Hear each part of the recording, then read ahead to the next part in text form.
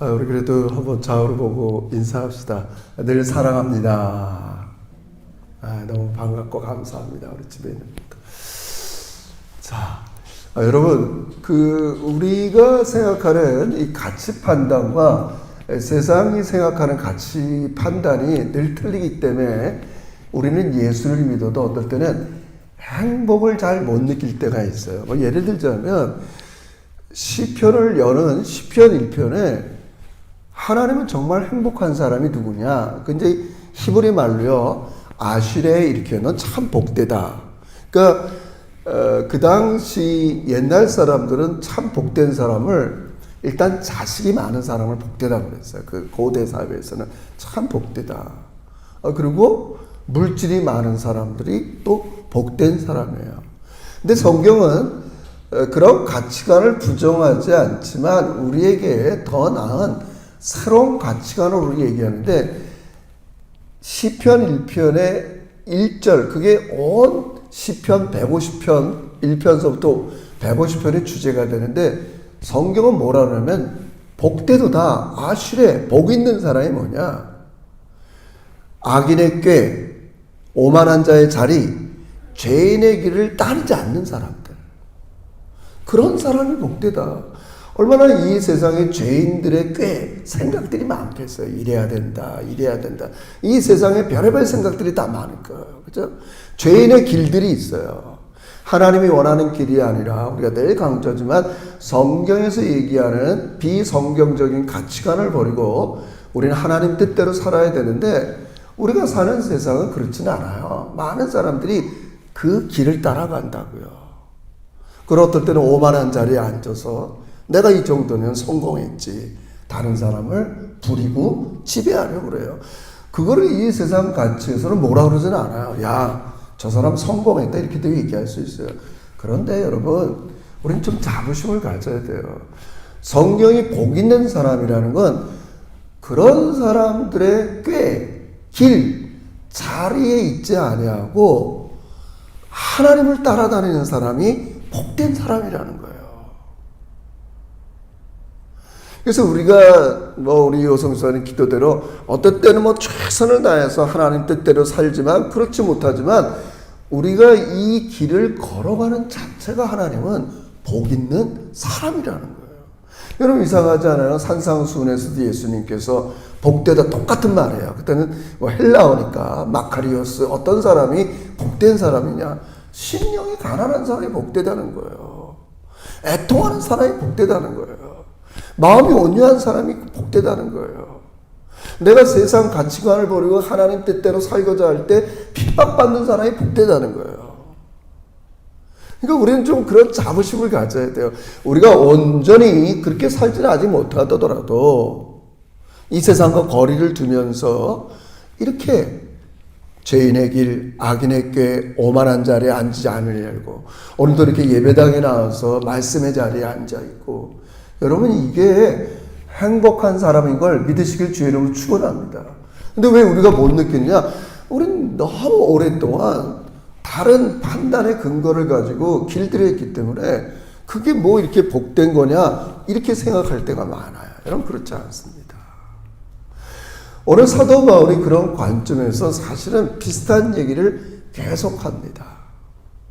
그러니까 자기를, 사도 바울은 이제 빌립보 교인들한테 자기를 본받으라고 할 때, 저는 예전에 내가 이런 정도로 신앙생활 잘하니까 나를 본받으라, 이런 줄 알았어요. 나는 이미 이렇게 우리 운동선수들이나 이런 사람들이면 그 선수의 정점을 찍었다, 이런 말을 많이 쓰잖아요. 우리 타이거 우즈 같은 사람은, 그 사람은 골프의 정점을 찍은 사람이야. 예? 젊은 애들은 그건 인간계가 아니야. 그 정도로 골프 치는 거는. 바울은 자신이 그렇기 때문에 나를 본받으라, 이렇게 얘기하지 않아요, 여러분. 지금 이 빌립보서에 비슷한 말은 그 당시에 영어로 썼지만 계속 반복되는 말이 뭐냐면, 나는 지금도 부족해. 그저 하나님이 나를 불러주신 거 감사하면서 계속 그분을 쫓아가려고 해. 이런 자세를 본받으라는 거예요. 난 너희들이랑 달라. 나 너희들이 짓는 죄 이런 걸 짓는 사람이 아니야. 그러니까 나를 본보더라. 그런 식으로 얘기하는 게 아니에요, 여러분. 계속.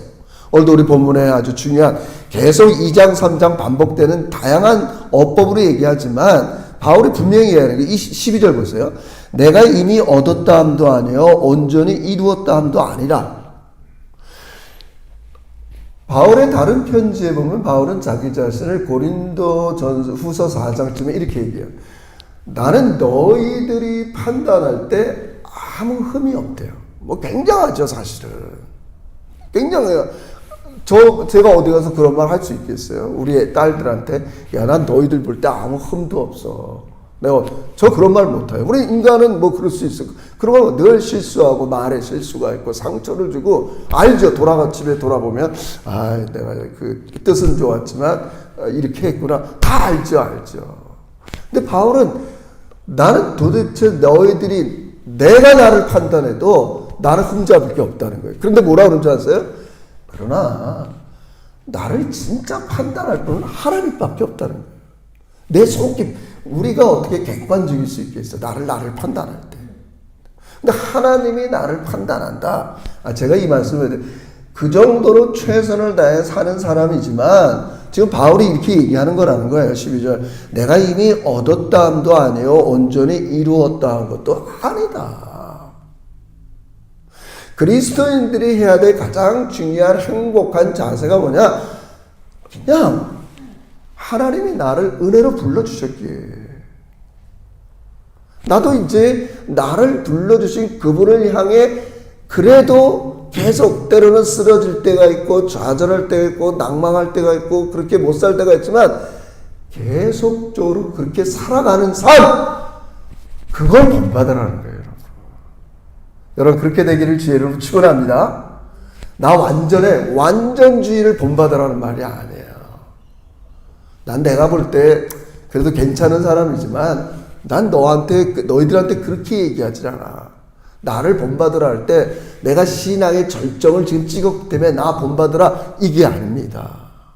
앞으로 우리 제자교회 여러분들이 후배들한테 아이들한테 나를 본받으라 할 때는 야 내가 신앙이 완전해 그런 본받음이 아닙니다. 뭐 그것도 좋지만 그래도 내가 그냥 하나님 예배 자리에 나가고 기도의 자리에 나가고 그냥 하나님의 뜻대로 살려고 몸부림치는 나.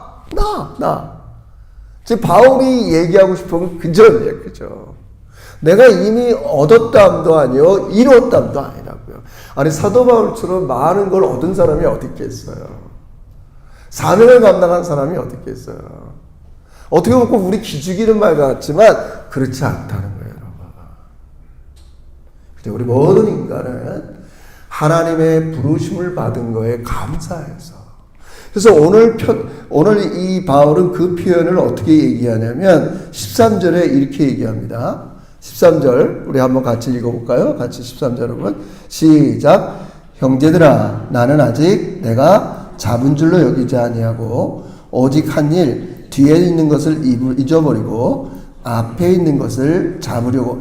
이 잡다의 목적어는 뭘 잡냐? 그리스도를 잡으려고 한다는 거예요. 그리스도를 잡으려고 한다. 왜요? 먼저는 그리스도께서 나를 잡아주셨다는 거예요. 좀 군사적인 용어를 썼지만 바울은 그럴 수밖에 없어요. 왜냐하면 다메섹 도상으로 가던 예수를 예수를 믿는 사람들을 죽이려고 핍박하러 가던 자기를 예수님이 만나주신 것을 바울은 지금 예수가 나를 잡았다 이렇게 얘기하는 거예요. 나를 잡았어요. 나는 내 길을 가고 있는데 내가 갖고 있는 생각대로 하나님을 믿고 있는데 예수님이 나를 붙잡았다는 거예요. 이 중요합니다. 여러분과 저를 예수님께서 붙잡았어요. 자, 내가 우리 안유경을 붙잡았어요. 우리 임석 성도를 붙잡았어요. 내가 붙잡는 게 대단한 게 아니에요. 여러분, 예수님이 우리를 붙잡는다는 건 그냥 붙잡는다 이 말이 아니에요, 여러분. 그분이 여러분과 저를 위해서 죽으시고 부활해서 하늘 위 만유의 주가 하늘 위 이렇게 보면서 바울을 붙잡았다고요. 예전에 바울이 뭐에 사로잡혔나? 우리 3장에 가면 나는 열심으로 얘기하자면 나만큼 열심히 있는 사람이 없어. 율법에 흠이 없어. 자기 그걸 붙잡고 갔는데 거기에 붙잡히는 게 중요하지 않다는 거예요.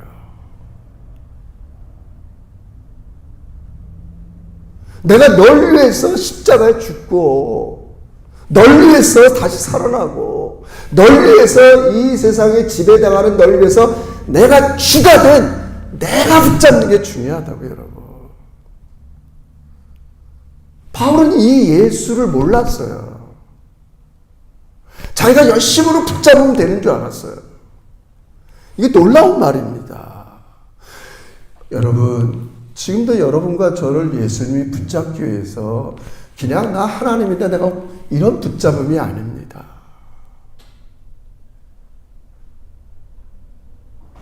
우리 예수님은 여러분을 붙잡기 위해서요, 자기의 생명을 내어 전진 분이에요. 정말 중요한 걸 얻기 위해서 자기의 모든 걸 포기하고 여러분과 저를 붙잡은 거예요, 여러분. 여러분, 이 붙잡힌 바를 이해해야 돼요. 그냥 예수님은 못할 거 없으니까 나 길 가다 나를 붙잡았구나. 이런 게 아닙니다. 그렇게 붙잡았다고 내가 달라지는 게 아닙니다. 그분이 여러분과 저를 어떻게 붙잡았다고요?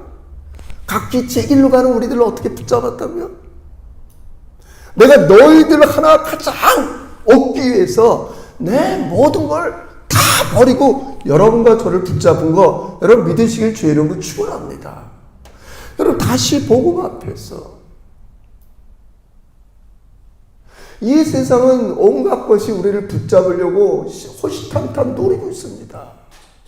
물질의 노예가 되게 하고 자아의 노예가 되게 하고 탐욕의 노예가 되게 하고 우리를 붙잡으려는 게 얼마나 많은지 모릅니다.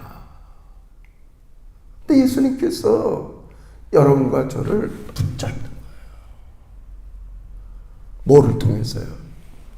자기의 모든 것들을 내어주심을 통해서 여러분 하나하나를 얻고자 자기를 내어버린 거예요, 여러분. 그래서 하늘에 등극한 거예요. 여러분, 바울이 이걸 너무 깨달은 거예요. 저도 이거를 여러분, 제가 여러분한테 얼마나 부족한 사람이에요. 저도 가치 판단, 늘 교인들이 뚝뚝 떨어져 나가면 마음이 아프고, 당연히 마음이 아프죠. 열매가 없으면 마음이 아프고. 당연히 그렇게 해야 돼요. 그러면 하나님께서, 그럼 우리 맨날 이렇게 마음 아프다가 막 이러고 살아야 되나요? 그렇지 않잖아요, 여러분. 하나님이 여러분과 저를 가장 가치 있게 여기는 기준이 뭐냔 말이에요. 바울은 그걸 붙잡았다는 거예요. 포커싱 했어요. 여러분, 바울은 하나님에 대한 열심이 없던 사람이 아니에요. 이게 굉장히 중요합니다. 여러분, 신앙에서 하나님을 만난 사람 보세요. 모세가 열심히 없던 사람이 아니에요. 40년 동안 광야에서 양떼를 얼마나 열심히 쳤는지 몰라요. 근데 가시덤불 불꽃 가운데 나타나는 그 하나님을 만나는 거예요. 다른 걸 이제 붙잡게 된 거예요. 다른 걸 붙잡게 된 거예요, 여러분. 지금 그 얘기하고 싶은 거예요, 바울이. 그게 가장 제일 모델이 여러분 2장 가보세요. 바울이 이렇게 얘기하는 거예요. 2장, 우리 너무 중요한 겁니다. 여러분 2장 보세요. 5절 보세요. 2장 5절 너무 중요해요. 이게 너무 우리 유명한 말이죠. 이게 하나의 바울의 복음 선포도 될 수 있어요. 5절, 6절 읽어봅시다. 시작. 너희 안에 이 마음을 품으라. 곧 그리스도 예수의 마음이니 그는 근본 하나님의 본체시나 하나님과 동등됨을 취할 것으로 여기지 아니하시고. 계속 읽읍시다.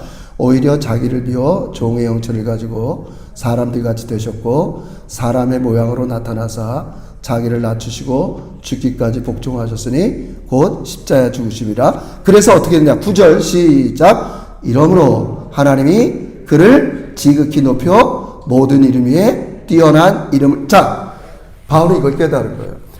하나님이 판단할 때 하나님이 가장 중요시 여기는 게 뭔가? 자기가 다메섹 도상에서 만난 이 예수가 나를 위해서, 여러분과 저를 위해서, 인류의 죄를 위해서 대신 죽으시고 부활해서 승천하셔서 만유의 주로 하나님 우편에 계신 그분이 모든 이에 뛰어난 이름을 주셨어요. 하나님께서. 여러분 그렇게 되고 싶지 않아요? 그게 하나님이 가장 중요시 여기는 거예요.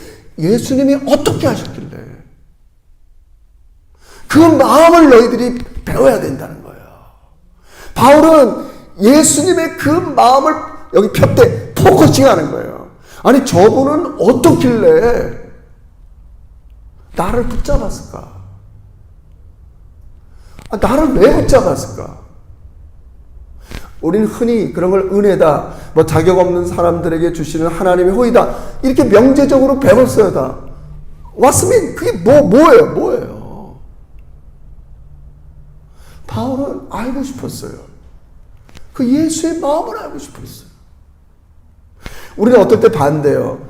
나는 정말 마음으로 우리 딸들 사랑하고 여러분을 사랑하는데 이 마음을 어떻게 전할지 모르겠어요. 왜? 사람들마다 그걸 취하는 스타일이 다 틀려요. 여러분 이해하시겠어요? 바울이 붙잡고 싶은 거예요. 그의 마음을. 나를 붙잡은 그 사람의 마음을 좀 붙잡고 싶어요. 어떻게 나를 얻기 위해서, 그것도 나는 예수를 핍박하던 사람이야. 그냥 노말하게 살던 사람도 아니야. 평범한 시민도 아니었어. 예수를 믿는 사람들을 다 잡아다 쫓으려고, 또 스데반을 돌로 쳐서 죽일 때 그 자리에 있던 사람이고. 어떻게 이 사람이 나 같은 죄인을 얻기 위해서 자기의 모든 걸 포기했을까? 그 마음을 붙잡고 싶은 거예요. 너무 중요하지 않아요? 우리 껍데기 신앙이 아니잖아요, 여러분.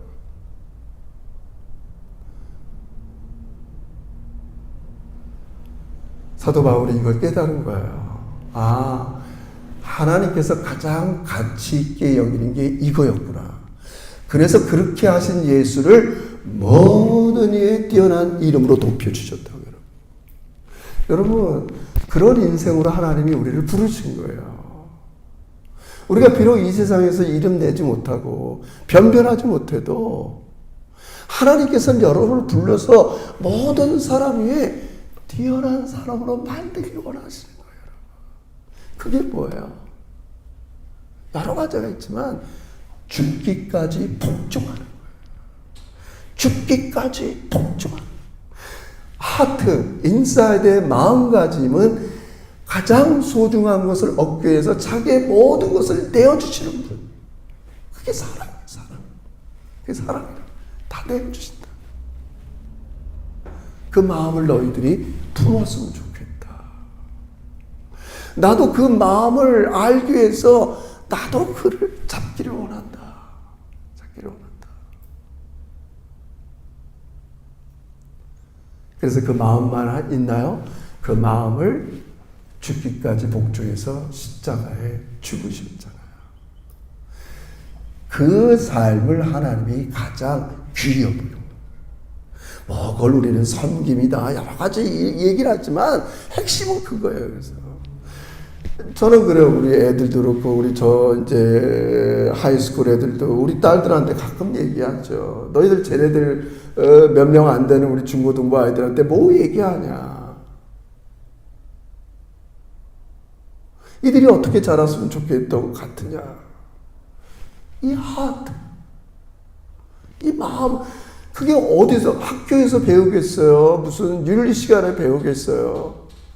부모가 그 마음을 가르치겠어요?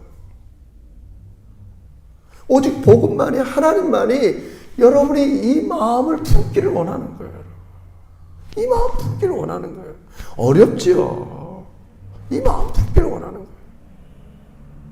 바울은 그래서 나는 아직 잡은 줄로 여기지 않는다는 거예요.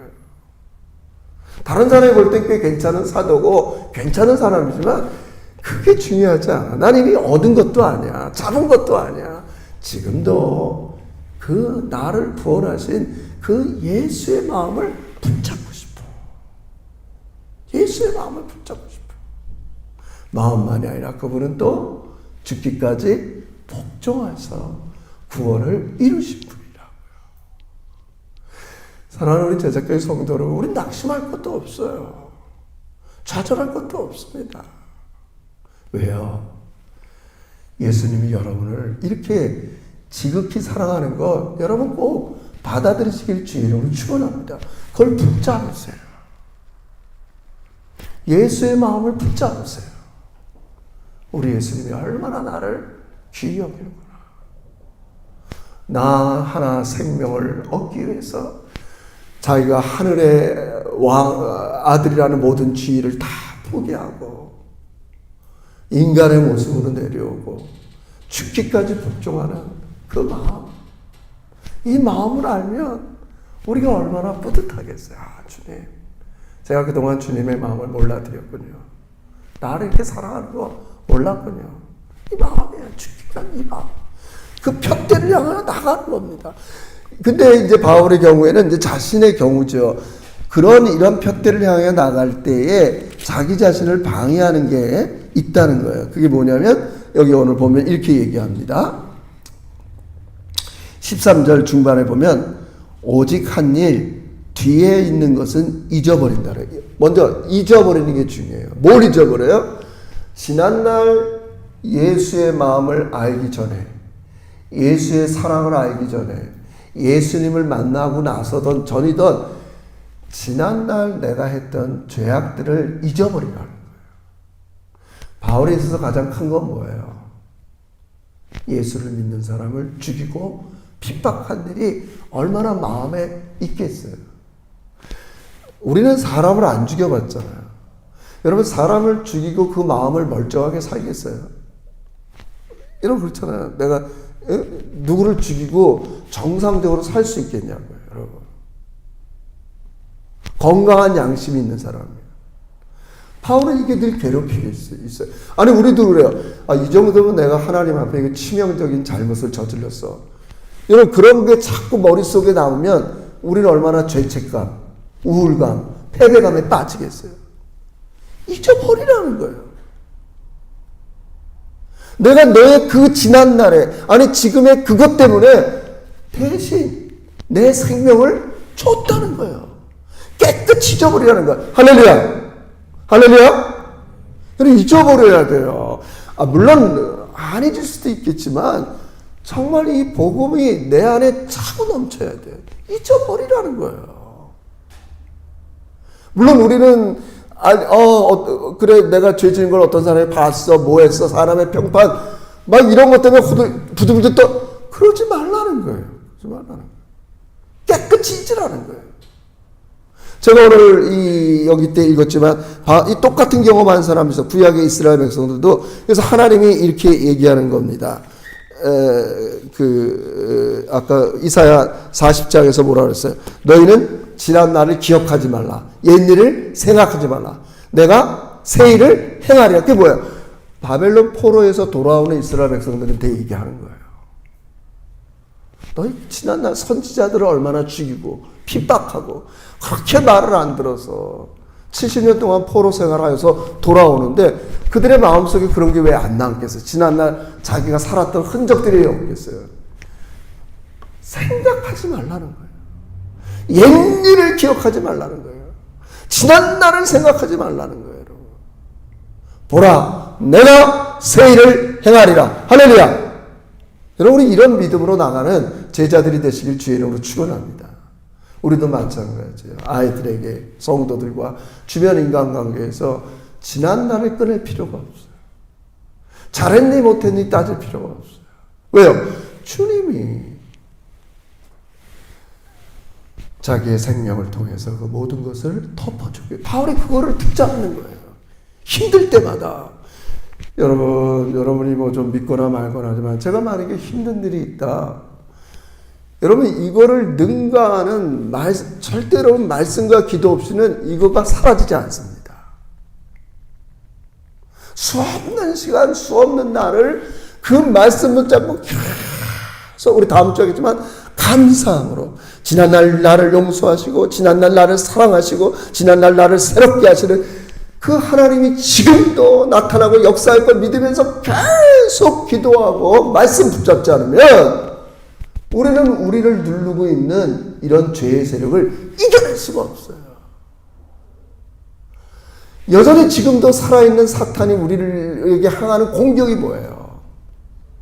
우리 the devil, 사단에 대한 표현이 몇 가지가 있잖아요. devil이라는 말을 펴잖아요. devil이라는 말은 던지다라는 말에서 나온 거예요. 계속 사단은 우리에게 던집니다. 너는 살인자야. 너는 죄를 지은 자야. 내가 네 삶을 아는데 계속 우리 옛날 일을 던집니다. 우린 그때마다 예수 그리스도의 십자가가 단단히 붙잡고 사단아 물러가라. 나는 예수를 붙잡노라. 나를 붙잡은 예수를 나는 붙잡노라. 이것밖에 없어요. 그래야 이게 치유가 되는 겁니다. 지난 날로부터 다 치유가 되는 거예요. 다 붙잡는 거죠.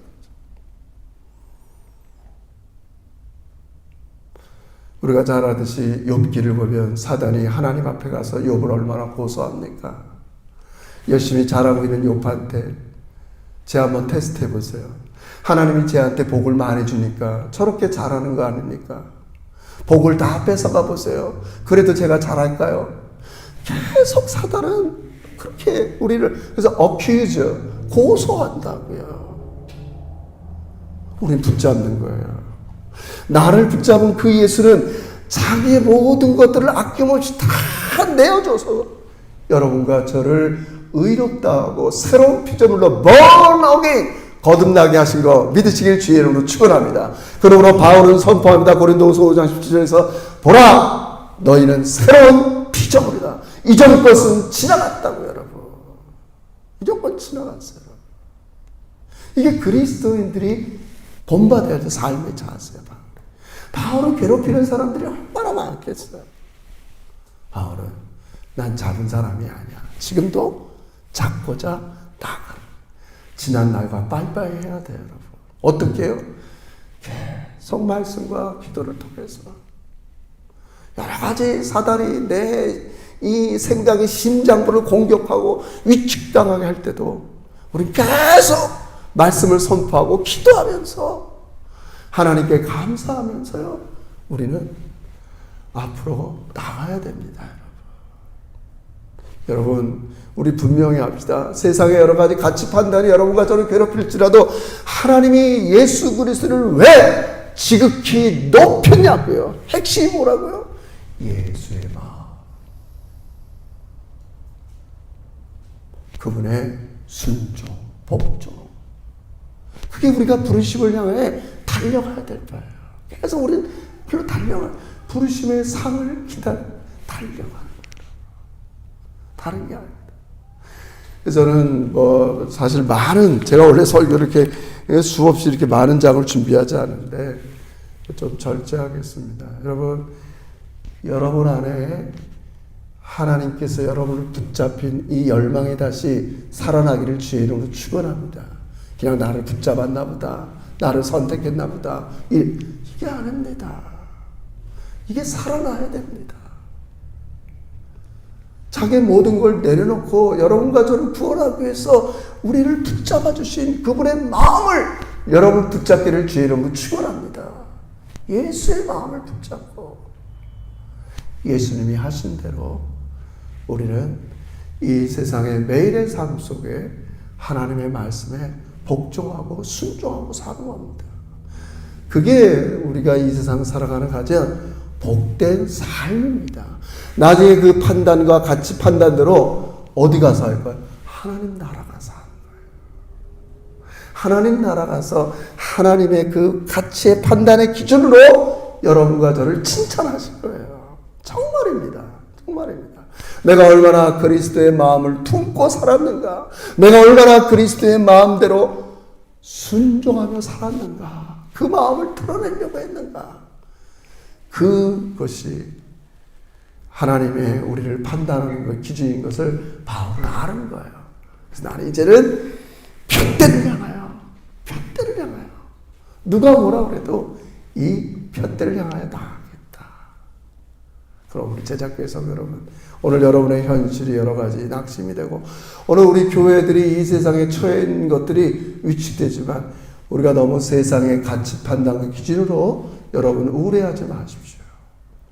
하나님은 지금도 여러분이 말 한마디의 말씀에 순종하며 살 때 여러분의 주변의 세상이 좋아지게 되는 겁니다. 제가 어떻게 표현할 길이 없는데 여러분 이렇게 생각해 보세요. 제가 이렇게 마무리할게요. 여러분 우리 창세기에 보면 하나님께서 말씀하면 그대로 되고 보시기에 좋았어요. 내가 뭐 말씀 하나 순종하는 게 뭐가 달라지겠노? 그런 게 아닙니다. 우리의 작은 매일매일의 영역 속에서 말씀에 순종해서 말씀이 그대로 이루어지는 삶, 그 세상이 하나님 보시기에 좋은 세상인 걸 믿으시길 주의 이름으로 축원합니다. 하나님 늘 보시기에 좋은 거예요.